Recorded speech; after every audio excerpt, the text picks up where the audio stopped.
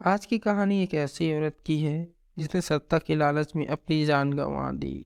उसने सत्ता और पावर की लालच में कुछ ऐसे लोगों के गिरमान पर हाथ डाल दिया जो राजनीति के पुराने खिलाड़ी थे और उनका खुद सत्ता पर काबिज था। यह कहानी देश की राजनीति और सफेद पोशों के काले कारनामों की भांडा फोड़ देगी। आज की यह कहानी साल 2011 में राजस्थान की राजनीति में भूचाल लाने वाली बेहद चर्चित हत्याकांड थी, भौरी देवी हत्याकांड। हेलो दोस्तों, नमस्कार। मेरा नाम है राकेश और आप लोग का बहुत बहुत स्वागत है क्राइम टीवी हिंदी चैनल पर। उम्मीद करता हूँ कि आप सभी लोग अच्छे होंगे। भौरी देवी का जन्म राजस्थान में अजमेर जिले के किशनगढ़ ब्लॉक के एक गांव में हुआ था। भौरी के माँ बाप मजदूर थे। पैसों की कमी के कारण भौरी की माँ बाप को एक साथ अपनी 3 बेटियों की शादी करनी पड़ी। भौरी देवी भी उनमें से एक थी। उस समय भौरी की उम्र मात्र 12 साल थी। भौरी के पिता की एक कार एक्सीडेंट में मौत हो गई थी, इसलिए परिवार की सारी जिम्मेदारी भौरी की माँ पर आ गई। माँ के पास इतने पैसे नहीं थे कि वो एक एक करके अपनी बेटियों की शादी कर पाती, इसलिए उन्होंने 2 बड़ी बहनों के साथ भौरी की भी शादी कर दी। भौरी ने अपने घर पर ही रहकर एक सरकारी स्कूल में 8वीं क्लास तक की पढ़ाई पूरी की। 8वीं की पढ़ाई खत्म होने के बाद उसे उसके पति अमरचंद के पास भेज दिया गया। जोधपुर जिले का बोरुंदा गांव भौरी देवी का ससुराल था। भौरी का पति अमरचंद एक ड्राइवर था जिसे शराब पीने की भयंकर लत थी। भौरी देवी के ससुर स्वास्थ्य विभाग में कर्मचारी थे। उन्होंने 1999 में भौरी को भी स्वास्थ्य विभाग में सहायक नर्स के रूप में नौकरी दिलवा दी। भौरी की पोस्टिंग जैसलमेर में थी और जैसलमेर उसके ससुराल से बहुत दूर था। भौरी ने नर्स की नौकरी जरूर कर ली थी, पर उसकी चाहत तो कुछ और ही थी। वो बड़े सपने देखती थी और उन सपनों को पूरा भी करना चाहती थी। इसलिए उसने राजस्थानी फिल्मों और लोकल राजस्थानी म्यूजिक एल्बम में काम करना शुरू कर दिया। वो नर्स की ड्यूटी छोड़कर हीरोइन बनने के सपना को पूरा करने के लिए शूटिंग पर जाने लगी। भौरी देवी जानती थी कि इस तरह वह बार बार अपनी ड्यूटी से गायब रहकर ज्यादा दिनों तक शूटिंग पर नहीं जा सकती। तो अपनी नौकरी को सिक्योर करने के लिए वो कई जाने माने नेताओं से जान पहचान बढ़ाने लगी, जिसकी वो कीमत भी चुकाती थी। भौरी देवी के साथ करीबी संबंध रखने वाले इन नेताओं में से एक बड़ा नाम था तत्कालीन कांग्रेस विधायक मलखान सिंह बिश्नोई। उस समय लूनी के विधायक थे। भौरी देवी का बार बार अपनी ड्यूटी से गायब रहना लोगों को समझ नहीं आ रहा था।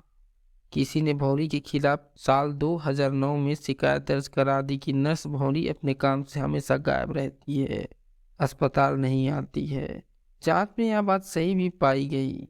फिर कलेक्टर ने भौरी को निलंबित कर दिया। भौरी मदद के लिए तुरंत विधायक मलखान सिंह के पास पहुंची। भौरी इन्हीं बुरे दिनों के लिए तो मलखान सिंह को कीमत चुकाती थी। तो भौरी की इस परेशानी में मलखान सिंह अपने फर्ज से कैसे पीछे हट सकते थे। वो भौरी देवी को लेकर गए राजस्थान के कांग्रेस के बड़े नेता परसराम मदरेड़ा के बेटे महिपाल मदरेड़ा के पास। राजस्थान में उस समय कांग्रेस की सरकार थी। अशोक गहलोत राज्य के मुख्यमंत्री थे और महिपाल मदरेड़ा कैबिनेट मंत्री थे। उस समय महिपाल मदरेड़ा के हाथ में जल संसाधन मंत्रालय था। अब जिस नेता के हाथ में इतना बड़ा मंत्रालय हो, इतनी पावर हो, उसके लिए भौरी का निलंबन रोकना कोई बड़ी बात नहीं थी। पर बस आगे चलकर भौरी को उन्हें भी इस एहसान की कीमत अदा करनी पड़ती थी और भौरी देवी को उसकी नौकरी वापस मिल गई। साथ में उसका तबादला मन मुताबिक उसके ससुराल के नजदीक एक अस्पताल में करा दिया गया। इस घटना के बाद से रिश्तों और मर्यादाओं की परवाह किए बिना भौरी देवी और महिपाल मदरेड़ा एक दूसरे के बेहद करीब आ गए। इन अवैध रिश्तों के बीच भौरी देवी एक बेटे और 2 बेटियों की मां बन चुकी थी। बहुत कम समय में ही भौरी देवी ने बहुत ज्यादा संपत्ति कमा ली और कई घर और कार खरीद लिए। ऐसा कहा जाता है कि भौरी हर साल लाखों का गहने खरीदती थी और कार, कपड़े, लाखों के गहने, ये सब एक नर्स अपनी पगार से तो कभी नहीं खरीद सकती थी। एक नर्स कुछ मामूली पैसों से यह शानदार लाइफस्टाइल कभी नहीं जी सकती थी। धीरे धीरे भौरी देवी की इच्छाएं बढ़ने लगी। उसका लालच उसके सिर पर नाचने लगा। वह समय के साथ और लालची हो गई। अपनी लालच और अपनी इच्छाओं को पूरा करने के लिए वह एक खतरनाक राह पर चल पड़ी। उसने शॉर्टकट अपनाया। वह भोपालगढ़ सीट से आगामी विधायक का चुनाव लड़ने के लिए महिपाल मदेरणा और मलखान सिंह बिश्नोई से टिकट की मांग करने लगी, पर दोनों नेताओं द्वारा उसे टिकट की जगह केवल झूठी दिलासा दी गई। भौरी को यह बात चुभ गई। जल्द ही उसका महिपाल मदेरणा और मलखान सिंह बिश्नोई से मोह खत्म हो गया। फिर उसने एक दूसरा रास्ता चुना, ब्लैकमेलिंग का। इस बीच इस खतरनाक खेल में भौरी देवी के साथ एक और बड़ा खिलाड़ी शामिल हो चुका था। खिलाड़ी कोई और नहीं बल्कि मलखान सिंह बिश्नोई की बहन इंदिरा बिश्नोई थी। इंदिरा बिश्नोई बाल विकास विभाग में सुपरवाइजर के पद पर थी। इंदिरा अच्छी तरह से जानती थी कि उसके भाई और भौरी के बीच किस तरह के संबंध हैं, पर इंदिरा के भाई मलखान सिंह और भौरी के संबंधों से कोई दिक्कत नहीं थी, बल्कि इंदिरा तो भौरी को भाभी कहकर बुलाती थी। अब भौरी को भाभी कहकर बुलाना और उससे जुड़े इंदिरा की अपने लाभ और अपने स्वार्थ को जाहिर करता था। साफ और सरल शब्दों में कहा जाए तो इंदिरा बिश्नोई अपने भाई मलखान सिंह को मंत्री बनते देखना चाहती थी, और यह तभी संभव हो पाता जब महिपाल मदेरणा मंत्री पद त्याग देते। पर महिपाल मदेरणा कभी ये सपने में भी नहीं करते। इसी अरमान को पूरा करने के लिए इंदिरा ने भौरी को अपना मोहरा बनाया। वह भौरी को महिपाल मदेरणा के खिलाफ भड़काने लगी। उसने भौरी से कुछ ऐसा करने के लिए कहा जो देश की राजनीति में भूचाल ला देता। इंदिरा बिश्नोई के कहने पर ही भौरी ने चोरी से अपने साथ महिपाल मदेरणा की अतरंग पलों की 52 मिनट की एक लंबी वीडियो रिकॉर्डिंग कर ली, जिसे उसने एक सीडी में सुरक्षित कर लिया। अब इंदिरा चाहती थी कि भौरी वो सीडी उसके हाथ में दे दे, पर भौरी ने ऐसा नहीं किया। भौरी देवी राजनीति की दांवपेच से अच्छी तरह वाकिफ हो चुकी थी। वो जान चुकी थी कि इंदिरा मलखान और महिपाल मदेरणा जैसे लोगों के लिए वह एक मोहरा है। काम खत्म होने के बाद वो उसे दूध में पड़ी मक्खी की तरह निकाल भी देंगे। वो उस 52 मिनट की वीडियो सीडी की कीमत अच्छी तरह से जानती थी। इसके बाद भौरी ने महिपाल मदेरणा को ब्लैकमेल करना शुरू कर दिया। वो सीडी के बदले महिपाल मदेरणा से लाखों रुपए की मांग करने लगी। भौरी यह कतई नहीं जानती थी कि महिपाल मदेरणा वाली सीडी अगर बाहर आ जाती तो फिर उसे कुछ भी नहीं मिल पाता। सारा बना बनाया खेल भी बिगड़ जाता। यानी जब तक सीडी छुपी हुई थी तब तक वह अपनी सारी मांगें पूरी करवा सकती थी। इतना ही नहीं, भौरी ने इंदिरा बिश्नोई के प्लान के उलट इस सीडी कांड में उसके भाई मलखान सिंह को भी घसीट लिया। उसने दावा किया कि उसके पास मलखान सिंह की भी वीडियो सीडी है, हालांकि उसके पास मलखान सिंह की कोई भी वीडियो सीडी नहीं थी। भौरी ने तो केवल मलखान सिंह पर दबाव बनाने के लिए ऐसा किया था, पर मलखान सिंह भौरी के इस दावे से डर जरूर गए थे। भौरी का मलखान सिंह के साथ एक लंबे समय तक अवैध संबंध रहा था। भौरी ने यह दावा किया कि उसकी सबसे छोटी बेटी का बाप उसका पति अमरचंद नहीं बल्कि विधायक मलखान सिंह है। इस बात को सही साबित करने के लिए भौरी देवी डीएनए टेस्ट के लिए भी तैयार हो गई। उसने मलखान सिंह को धमकी देते हुए कहा कि वह एक नाजायज औलाद वाली बात को एक सभा में सार्वजनिक कर देगी अगर मलखान सिंह एक पिता का कर्तव्य निभाते हुए उसकी छोटी बेटी को 20 किलो सोने का गहना और उसकी शादी के लिए 50 लाख रुपए देते हैं तो वो अपना मुंह हमेशा के लिए बंद कर लेगी। मंत्री महिपाल मदेरणा और मलखान सिंह को अपना राजनीतिक करियर बचाना था, इसलिए उन्होंने तुरंत भौरी देवी से किनारा कर लिया। भौरी देवी से बातचीत बंद कर दी, उसका फोन उठाना बंद कर दिया। अब अपने दावे और धमकियों को इस तरह बेअसर होते देख भौरी देवी बौखला गई। भौरी देवी गुस्से में महिपाल मदेरणा के जयपुर आवास पहुंच गई। वह जबरदस्ती उनके घर में घुसकर हंगामा करने लगी। भौरी के इस हंगामे के जवाब में उसके साथ मारपीट की गई और उसे महिपाल मदेरणा के आवास से धक्के मारकर बाहर निकाल दिया गया। इस घटना के बाद भौरी देवी एक चोट खाई शेरनी बन चुकी थी। जुलाई 2011 में वो सीधे बीजेपी दफ्तर पहुंच गई, जहां उसने बताया कि उसके पास विधायक मलखान सिंह और मंत्री महिपाल मदेवड़ा से जुड़ी एक ऐसी वीडियो सीडी है जो राजस्थान सरकार को 3 दिनों में गिरा सकती है। डेक्कन हेराल्ड की रिपोर्ट के अनुसार भौरी ने बड़ी होशियारी से वीडियो सीडी के अतरंग पलों के कुछ हिस्से की तस्वीरें लोकल न्यूज चैनल और एक न्यूज़पेपर में लीक कर दिया। उसने डायरेक्टली किसी नेता या मंत्री का नाम तो नहीं लिया, पर इतना पर्याप्त सुराग जरूर दे दिया कि तस्वीरें महिपाल मदेवड़ा की हैं। अगले दिन मीडिया में यह एक बहुत बड़ी खबर बन गई। राजस्थान कांग्रेस सरकार की सत्ता डगमगाने लगी। भौरी देवी ने जो यह तूफान लाया था, उस तूफान ने महिपाल मदेवड़ा और मलखान सिंह को घुटने पर लाकर खड़ा कर दिया। भौरी से दूरी बना चुके दोनों नेताओं ने एक बार फिर से भौरी से संपर्क किया। तीनों के बीच एक डील हुई। डील थी कि भौरी उन्हें सीडी सौंप देगी और सीडी के बदले वह भौरी को 50 लाख रुपए देंगे। महिपाल मदेवड़ा ने इस 50 लाख रुपए में से 2.5 लाख रुपए भौरी को एडवांस अमाउंट के तौर पर दे दिया।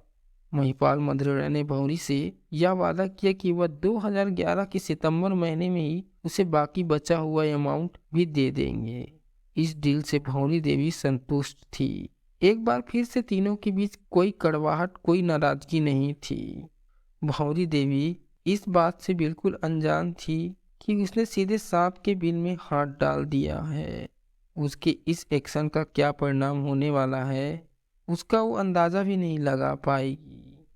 वो इस बात से बिल्कुल बेखबर थी कि जोधपुर के सर्किट हाउस में एक अलग ही स्क्रिप्ट लिखी जा रही है।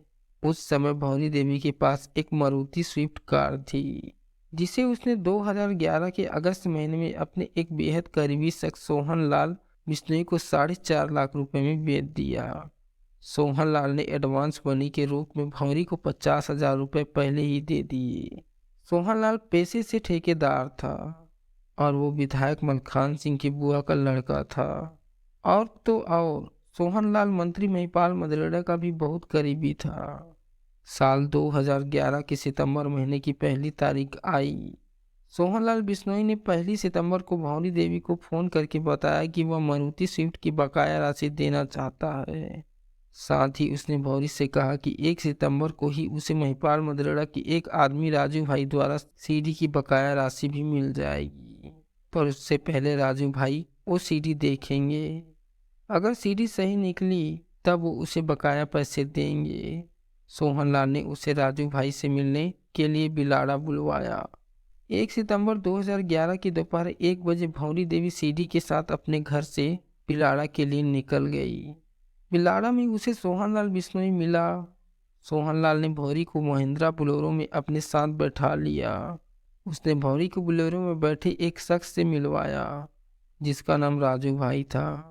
भौरी को वो सीडी राजू भाई को देनी थी, जिसके बदले वह बकाया रुपए भौरी को दे देता। पर भौरी देवी जो लाखों रुपए के मिलने का सपना लेकर सोहन लाल और राजू भाई के पास बिलाड़ा आई थी, वह महज महिपाल मदेवड़ा और मलखान सिंह की लिखी हुई स्क्रिप्ट का एक हिस्सा था। तो सोहन लाल का भौरी को कार के बचे पैसे देने के लिए और महिपाल मदेवड़ा का भी सीडी के बदले 50 लाख की डील करना, ये सब स्क्रिप्ट था।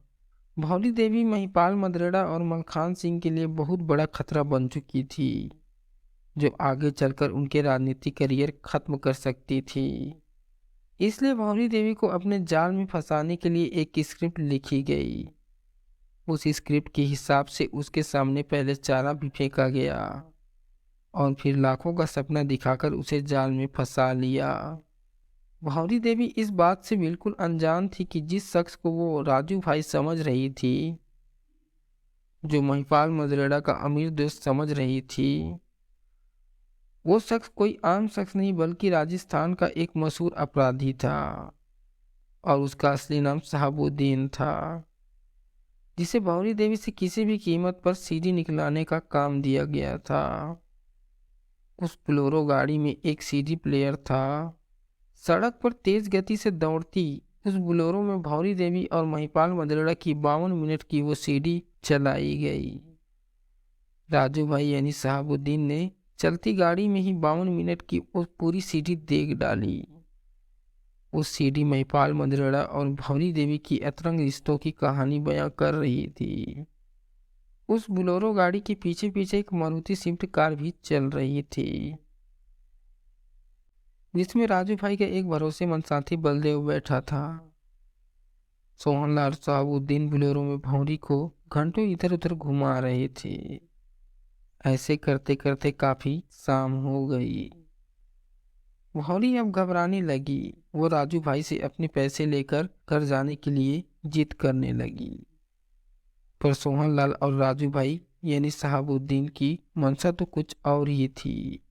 उन्होंने गाड़ी को भौरी के घर के रास्ते पर ना ले जाकर किसी अनजान रास्ते की ओर मोड़ दिया, जिससे भौरी को यह शक हो गया कि अब वो बहुत बड़ी मुसीबत में फंस गई है।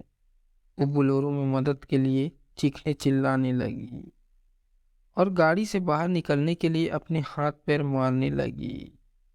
यह सब देखकर शहाबुद्दीन का साथी बलदेव मारुति स्विफ्ट से निकलकर बोलेरो में चला आया।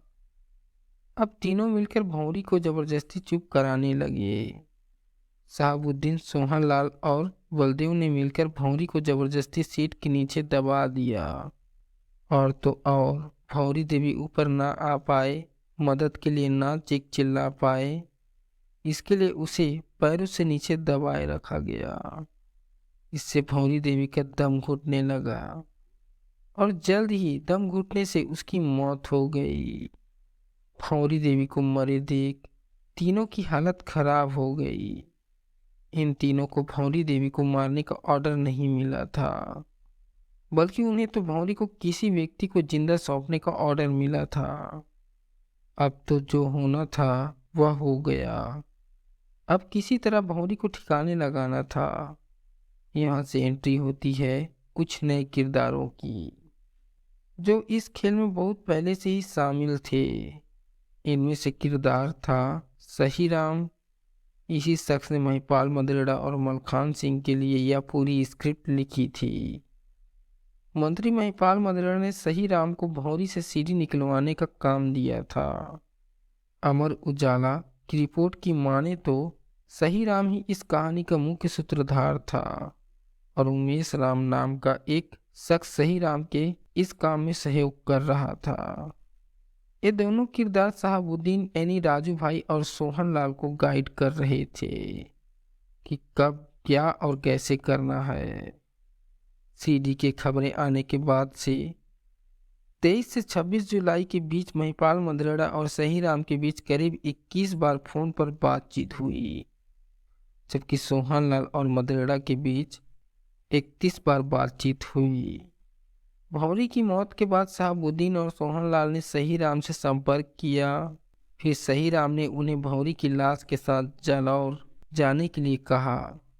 फिर सोहनलाल, शहाबुद्दीन और उसका साथी बलदेव भौरी की लाश लेकर जालौर पहुंच गए। यहाँ उन्हें विष्णु राम से मिलना था और भौरी को जिंदा उसके हवाले करना था, पर भौरी तो मर चुकी थी। विष्णु राम ने भौरी की लाश देखकर उसे लेने से मना कर दिया।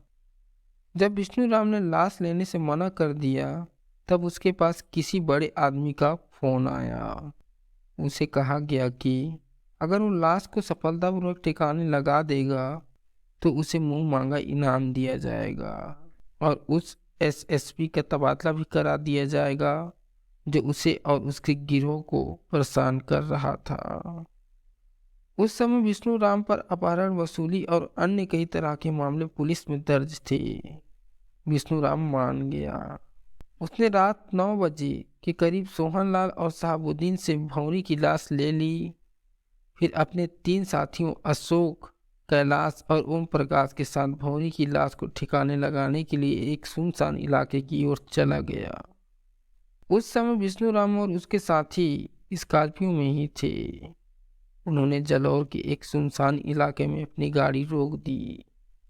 इसके बाद उन्होंने एक गहरे गड्ढे में भौरी की लाश रखकर उसे जला दिया। जब लाश पूरी तरह से जल गई तो उन्होंने सावधानी से लाश के बचे अवशेषों को इकट्ठा करके पास के एक नहर में फेंक दिया। 1 सितंबर 2011 के बाद से किसी ने भी भौरी देवी को नहीं देखा। भौरी के गायब होने के 12 दिन बाद यानी 13 सितंबर को अमरचंद अपने नज़दीकी पुलिस थाने में अपनी पत्नी भौरी के गायब होने की रिपोर्ट लिखवा दी। उसने पुलिस को बताया कि उसकी पत्नी 1 सितंबर से ही गायब है और उसे शक है कि भौरी को गायब करने में जल संसाधन मंत्री महिपाल मदेड़ा और विधायक मलखान सिंह बिश्नोई का हाथ है। अमरचंद ने पुलिस को यह भी बताया कि मंत्री महिपाल मदेड़ा हमेशा उसकी बीवी भौरी के पास फोन किया करते थे। उसने मंत्री महिपाल मदेड़ा को इस तरह से भौरी के पास बार बार फोन ना करने के लिए मना भी किया था, पर वो नहीं माने और वह आगे भी भौरी को लगातार फोन करते रहे। खबर मीडिया तक पहुंची और मीडिया ने इस खबर को हाथों हाथ लिया। राजस्थान की सियासत गरमाने लगी। विपक्ष और सत्ता पक्ष के बीच आरोप प्रत्यारोप के सिलसिला शुरू हो गए। बात इसलिए बढ़ गई क्योंकि इससे पहले ही भौरी का नाम महिपाल मदेड़ा और मलखान जी के साथ आ चुका था। सबको यही लगा कि भौरी देवी जिस सीडी को लीक करने का दावा कर रही थी, उस सीडी मामले को दबाने के लिए उसे गायब कर दिया गया। राजस्थान के लोगों और विरोधी पार्टियों का राज्य सरकार पर इस मामले की निष्पक्ष जांच कराने का भारी दबाव बढ़ने लगा, क्योंकि मामला कांग्रेस के 2 बड़े नेताओं का था। आखिरकार 15 सितंबर 2011 को राजस्थान सरकार ने इस मामले की जांच राजस्थान पुलिस से लेकर सीबीआई को दे दी। 23 सितंबर को राजस्थान की एक अदालत ने सरकार को महिपाल मदेड़ा के खिलाफ एफआईआर दर्ज करने का निर्देश दिया। इसके बाद 16 अक्टूबर 2011 को मुख्यमंत्री अशोक गहलोत ने महिपाल मदेड़ा को मंत्री पद से हटा दिया। फिर महिपाल मदेड़ा और मलखान सिंह को कांग्रेस पार्टी से भी निकासित कर दिया गया। 22 अक्टूबर 2011 को सीबीआई को एक बहुत बड़ी सफलता मिली। 22 अक्टूबर 2011 को शहाबुद्दीन यानी राजू भाई ने पुलिस के सामने आत्मसमर्पण कर दिया। इसके बाद तो भौरी देवी मामले की गांठें एक एक करके खुलनी शुरू हो गई। सीबीआई जांच हो चुकी थी कि भौरी देवी की किसी बड़ी साजिश के तहत हत्या कर दी गई है, पर वह भौरी की हत्या को तभी साबित कर पाती जब उसे भौरी की लाश मिल जाती। 3 नवंबर 2011 को पहले सबूत के तौर पर सीबीआई को भौरी देवी और इंदिरा बिश्नोई के बीच हुई 4 मिनट की एक फोन रिकॉर्डिंग मिल गई। इस रिकॉर्डिंग में भौरी देवी और इंदिरा बिश्नोई के बीच सीडी के सौदे की बातचीत हो रही थी। इसके बाद वो वीडियो सीडी भी मीडिया चैनलों और अखबारों के पास पहुंच गई, जिसमें मंत्री महिपाल मदेड़ा और भौरी देवी के साथ आपत्तिजनक हालत में थे। इस सीडी ने पूरे देश में सनसनी मचा दी। भौरी देवी जानती थी कि उसके खिलाफ साजिश रची जा सकती है, इसलिए उसने सीडी की कई प्रतियां बना ली थी ताकि उसे कुछ भी हो तो महिपाल मदेड़ा बच ना पाए।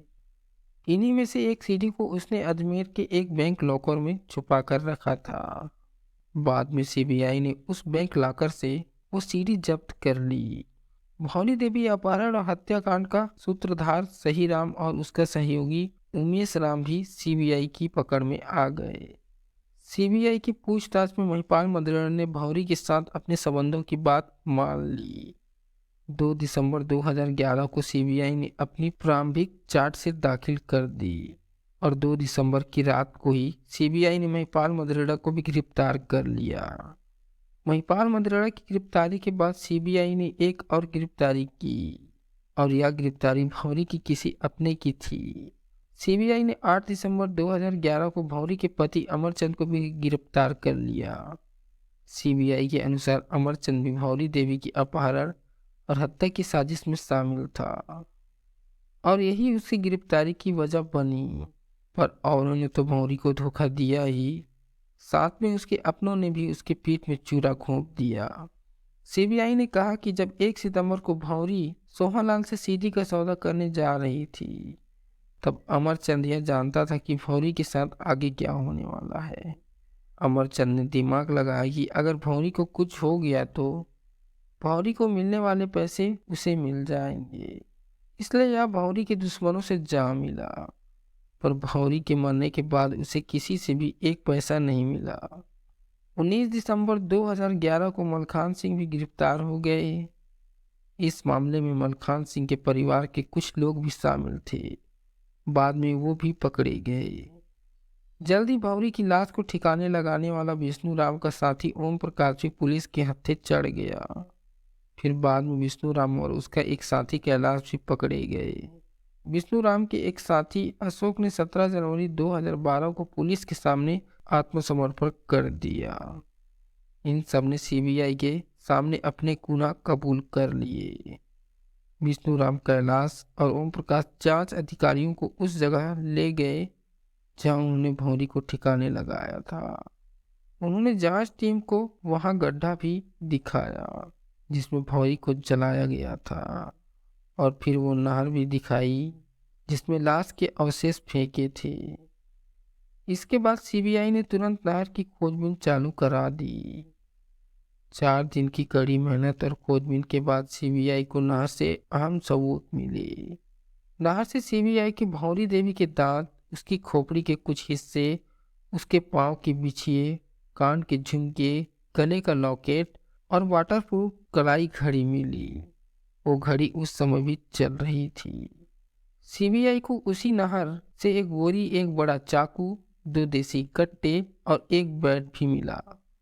उस बैट का इस्तेमाल भौरी की खोपड़ी तोड़ने के लिए किया गया था। भौरी देवी के बेटे नहर में मिलने वाले झुमके, बिछिए, घड़ी और अन्य मिले सामानों की भी पहचान कराई गई। बेटे ने सीबीआई को बताया कि वो सारे सामान उसकी मां के ही थे। इस तरह सीबीआई ने बिना किसी के दबाव में आए 100 दिनों में ही इस मामले को सुलझा लिया। ये सीबीआई का बेहतरीन काम था।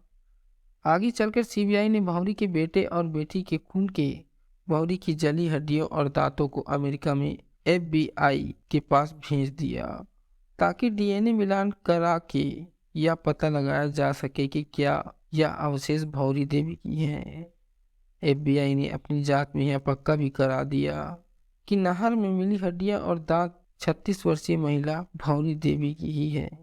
अब इससे यह कंफर्म हो गया कि भौरी देवी मर चुकी है, जबकि FBI जांच से पहले एम्स के फॉरेंसिक एक्सपर्ट्स ने यह दावा किया था कि नहर में मिली हड्डियां जानवर की हैं। भौरी देवी से जुड़ी सारी बातें एकदम साफ हो चुकी थी। इन सारी गिरफ्तारियों और सबूतों के मिलने के बाद सीबीआई ने दूसरी चार्जशीट भी दाखिल करा दी। चार्जशीट में अन्य आरोपियों के साथ महिपाल मंद्रेड़ा और मलखान सिंह पर हत्या, अपहरण, आपराधिक साजिश और सबूत मिटाने के आरोप लगाया गया। वहीं भौरी के पति अमरचंद पर आपराधिक साजिश रचने, सबूत नष्ट करने और अपहरण करने का आरोप लगाया गया। सबसे आखिरी में मलखान सिंह की बहन इंदिरा बिश्नोई को गिरफ्तार किया गया। इंदिरा को सीबीआई ने साल 2017 में पकड़ा। वो 6 साल से फरार चल रही थी। इंदिरा बिश्नोई पर भौरी की अपहरण और हत्या की साजिश का आरोप था। फिलहाल यह मामला कोर्ट में अटका पड़ा है। नहर से मिली भौरी देवी की हड्डियां की जांच जिस FBI के डीएनए विशेषज्ञ ने जांच की थी, सीबीआई उन्हें 2021 तक कोर्ट में पेश कर नहीं पाई। इसीलिए यह मामला कोर्ट में लंबे समय तक अटका रहा। उस डीएनए विशेषज्ञ की गवाही के बिना सीबीआई का केस कमजोर हो जाएगा। सीबीआई ने कोर्ट से वीडियो कॉन्फ्रेंस के जरिए उस डीएनए विशेषज्ञों की गवाही लेने के लिए अनुरोध किया था, पर कोर्ट ने सीबीआई को उस डीएनए विशेषज्ञ का कोर्ट में हाजिर होने को अनिवार्य बताकर सीबीआई के अनुरोध को ठुकरा दिया। आखिरी तक सीबीआई उस डीएनए विशेषज्ञ को कोर्ट में पेश नहीं कर पाई। अब उस FBI के डीएनए विशेषज्ञ की गवाही के बिना ही यह मामला आगे बढ़ेगा, जो सीबीआई के पक्ष को कमजोर कर देगा। भौरी देवी मामले में कुल 17 आरोपी बनाए गए थे और साल 2022 तक सभी 17 आरोपियों को जमानत मिल चुकी है। भौरी देवी हत्याकांड के मुख्य आरोपी महिपाल मंद्रेड़ा का 69 वर्ष की आयु में 17 अक्टूबर 2021 को जोधपुर में स्थित उनके आवास पर कैंसर से मृत्यु हो गई। दोस्तों, कहानी कैसी लगी कमेंट करके ज़रूर बताइएगा, और ऐसी वीडियो देखने के लिए चैनल को सब्सक्राइब करके बेल आइकन दबा लीजिएगा। अब मिलते हैं अगले एपिसोड में। अलविदा।